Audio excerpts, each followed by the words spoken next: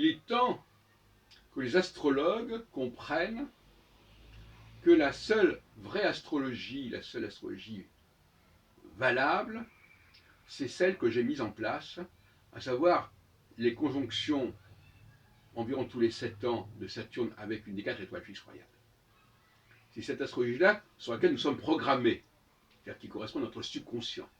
Les astrologies qui sont développées par ailleurs ne correspondent à rien. Ça sont des constructions virtuelles. Alors, il est important que les astrologues se mettent d'accord sur ce nouveau modèle, qui est un modèle qui ne va pas très loin au niveau de ce qu'il permet, c'est-à-dire qu'il ne prétend pas expliquer tout, n'est-ce pas?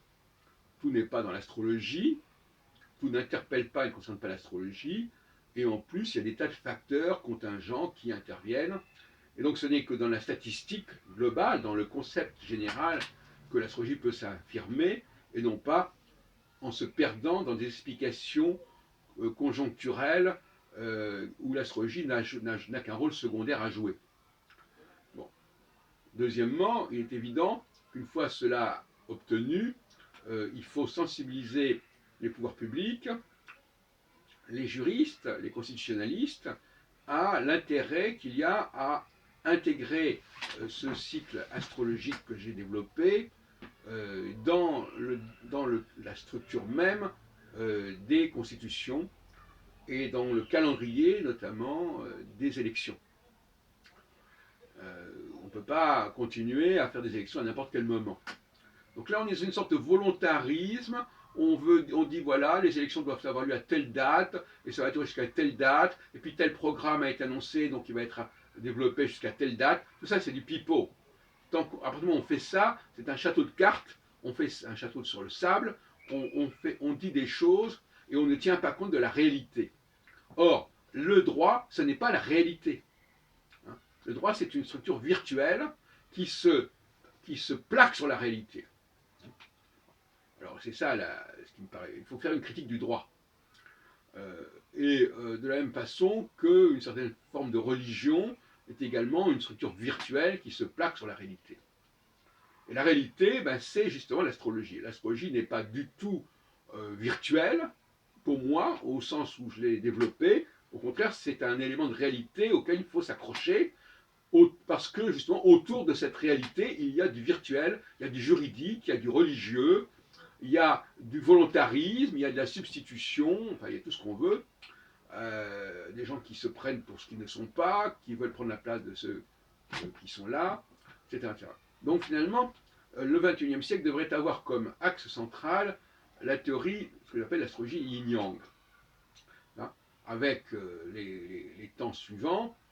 Au départ, quand un nouveau cycle démarre, et encore justement faut-il déterminer à quelle date un nouveau cycle démarre, et justement c'est la question de la conjonction de Saturne avec une des 4 étoiles fixes, mais aussi la question de l'orbe, combien de degrés avant la conjonction faut-il considérer pour que le processus démarre.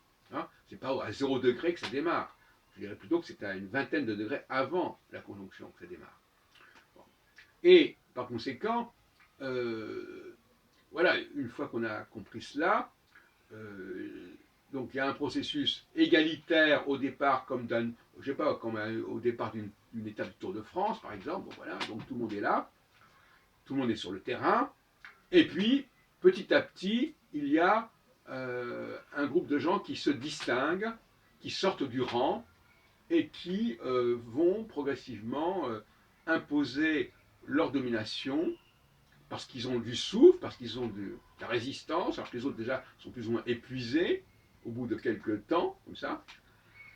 Et puis, là encore, parmi cette échappée, il va y avoir encore quelques-uns qui sont encore plus forts que les autres et qui, eux, vont encore avoir des munitions, de l'énergie, de la résistance pour continuer. Et là, ils sont les seuls à pouvoir continuer, les autres étant épuisés. Voilà. Et bien c'est ça le schéma politique que je pense comme ça. Il y a un temps pour que tout le monde soit là, un temps pour qu'il y ait déjà des locomotives qui se mettent en place à des niveaux locaux, régionaux, et puis tous ces gens-là s'épuisent et il ne reste plus que quelques personnes qui ont encore du tonus, qui ont encore du répondant.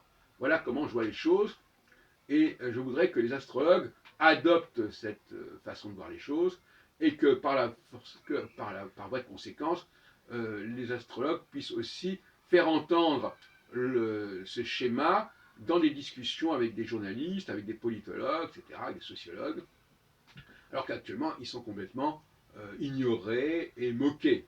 Quelqu'un qui dirait aujourd'hui, ah oui, d'après l'astrologie, on peut s'attendre à ceci ou cela, on n'acceptera pas dans une réunion de journalistes comme dans C'est à vous, etc.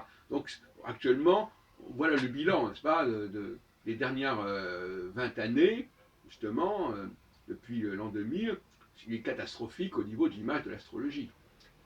Alors moi j'essaie de relancer cela, mais il faudrait quand même que l'on se mette d'accord là-dessus. Donc il faudrait faire un colloque pour réunir les astrologues autour de quel modèle l'astrologie au XXIe siècle va défendre, et qu'elle abandonne les faux modèles, ou qu'en tout cas qu'elle les laisse aux praticiens, aux voyants, aux devins, qui peuvent effectivement, avec le support de l'astrologie, faire leur travail. Mais il faut qu'il y ait un divorce entre l'astrologie telle que je la défends et les praticiens du bien-être, etc. Je ne les méprise pas du tout, puisque moi-même j'occupe une chaîne de télévision qui s'appelle Téléoptima, où il y a beaucoup d'interviews de ces gens-là. Tout comme j'ai une autre chaîne qui s'appelle Téléprovidence, qui est le débat astrologique. Mais il ne faut pas mélanger les serviettes, c'est tout. Il faut que chacun sache quelle est sa place. En l'occurrence, l'astrologie, elle a sa carte à jouer, qui n'est pas celle d'un support de voyance. Voilà. Et donc, par conséquent, elle a une carte à jouer sur le plan politique, sur le plan juridique, il faut qu'elle se fasse respecter, mais ça ne pourra se faire qu'au prix d'un régime draconien. Il faut qu'elle perde sa graisse, et qu'elle se muscle, et qu'elle ne se disperse pas dans tous les sens.